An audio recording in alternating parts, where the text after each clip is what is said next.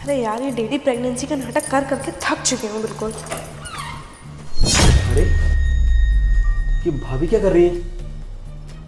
Pillow लगा रही है पेट पे। मतलब ये प्रेग्नेंट नहीं है। मतलब भैया को और हमारे घर वालों को ये धोखा दे रही है। अब ये बात मुझे मम्मी को बतानी पड़ेगी, इनकी सच्चाई सामने लानी पड़ेगी। मम्मी के पास ही जाता हूँ। लेकिन मम्मी तो बाजार गई है। ऐसा करता हूँ, अपने हिसाब से हैंडल करता हूँ इन्हें मैं। भाभी ये क्या कर रही हो आप? ये क्या कर रहे हो देवर जी? आपने मेरे ऊपर हाथ क्यों उठाया? अभी तो मैंने हाथ उठाया है, जरूरत पड़ेगी ना तो धक्के मार के बाहर भी निकलवा दूंगा घर वालों से। आप इस तरीके से बात क्यों कर रहे हैं? क्या हुआ है? क्या हुआ है? आप घर वालों के साथ में ऐसा खेल खेल रही हो, ये मुझे नहीं पता था। वो तो आज मैंने अपनी आंखों से तुम्हें देख लिया।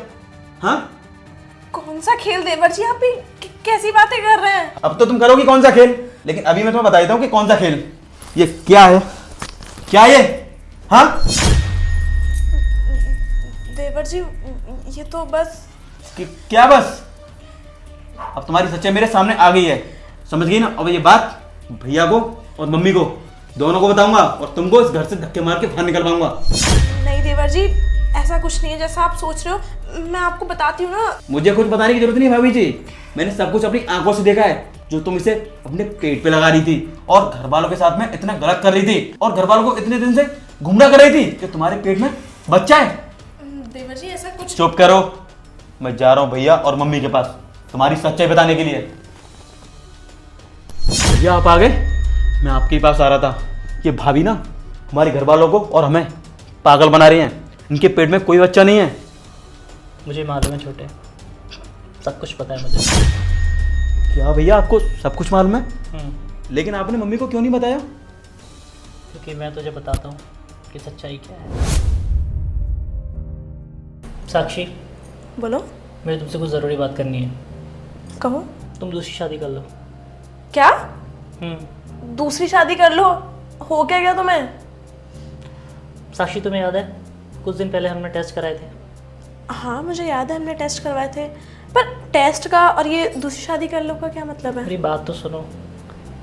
तो जब हमने टेस्ट कराए थे तो डॉक्टर ने ये कहा था कि कमी तुम्हारे अंदर नहीं, कमी मेरे अंदर है। इसीलिए मैं नहीं चाहता कि मेरे घर वाले और तुम मेरे चक्कर में अपनी ज़िंदगी ख़राब करो। इसीलिए मैं तुमसे कह रहा हूँ दूसरी शादी कर लो। तुम ये कैसी बातें कर रहे हो? अगर यही चीज़ मेरे साथ होती तो मैं तुमसे इस तरीके से थोड़ी ना बोलती कि तुम दूसरी शादी कर लो। और बच्चे नहीं हो रहे तो क्या हुआ, हम बच्चा अडॉप्ट भी तो कर सकते हैं ना। लेकिन साक्षी, हमारी फैमिली वाले एक्सेप्ट करेंगे? उनके लिए मेरे पास एक प्लान है। प्लान? हाँ। कैसा प्लान? मैं तुम्हें बताती हूँ।